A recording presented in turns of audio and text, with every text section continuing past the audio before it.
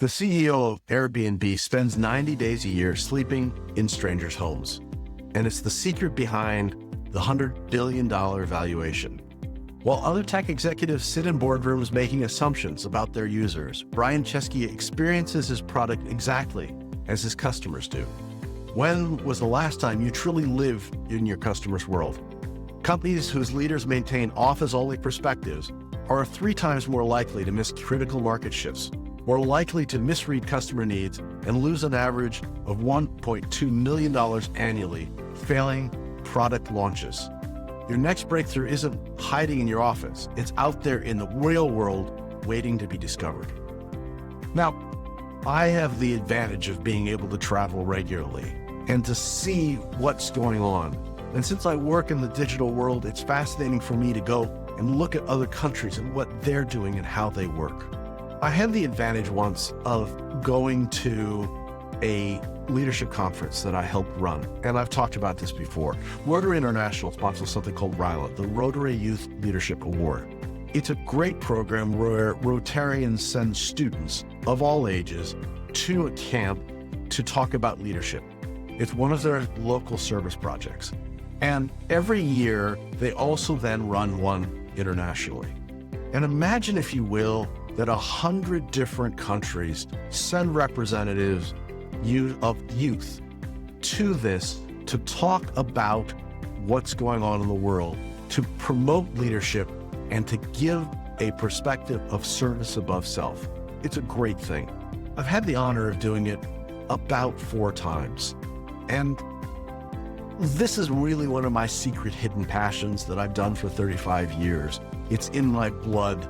I'm really used to Junes being in a t-shirt and a pair of shorts, a pair of running shoes, running around with a bunch of young people, talking about their issues and trying to provide a couple of things. It is one of the great joys of my life, and it is one of the things I consider vacation. In fact, I did a whole video on why it's so important to take these vacations. But the reason I tell you this story now is I got invited to the 3rd or 4th one of these in England. I flew in and I was paired up with this very lovely Japanese woman who was my other leader. And regretfully, I'm an American, I'm jet lagged, I'm not paying attention. I've lived in Japan, and so I have a few words of Japanese. Her English was, as usual, spectacular. But one of the other team from Japan had to pull me aside the second day, and he says, "You're making her very nervous." And I was shocked and felt really bad and wanted to know exactly what I was doing. And he smiles and says, "You're an American. You stare her in the eyes. And that makes her very nervous because that's not what we're used to." I turned bright red. I knew this, but I didn't execute on it. So I'm like, "I am terribly sorry. I will not do it again. Please teach me what I should be doing." And he says, "It's very simple. Look at my forehead. Now talk to me as if you're staring in my eyes."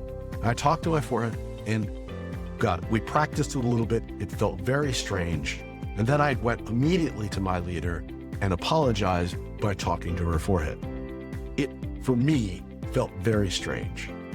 But I checked in the next day and I got the thumbs up and I figured it out. We always miss cultural clues. And therefore, getting out in the world and recognizing these cultural clues, recognizing that what we do just unconsciously could make someone incredibly nervous. That paid off dividends when I actually helped negotiate a deal with a Japanese company where I already knew the culture enough to help them understand that I respected them. Then I stared at everyone's forehead instead of looking at them in the eyes.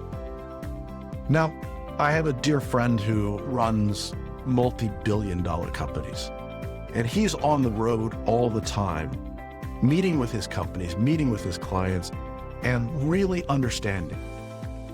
And the interesting thing is, every time he starts working with another company, it grows. And it's because of him, but it's also because he's out there always talking to the clients, always being in the grassroots. He came out of the same company I did in the phone industry called Bell Atlantic or Bell Atlantic Mobile, one of the Verizon companies. And he came out of that because we were always required to actually sit on the phone once a month and listen to customer service calls. I hated it. He reveled in it, but we both learned a lot. So in many ways, what you want to do is you really want to spend some time, get out there, get out into different worlds, get out in front of your customers. What I'd love you to do is find a way of getting out into the populations and learning something, because that will make the difference. If you've got a story like mine, put it in the comments. I'd love to continue our conversation, and I look forward to talking to you later. Thanks for tuning into today's episode on the Strategy Session, where we take your business from stuck to unstoppable. Here's another video I think you'd enjoy. If you found these insights valuable, remember to hit the like button, subscribe to our channel, and ring the bell for notifications on our latest videos. Remember, you're not just marketing, you're making history with Ventured Gain.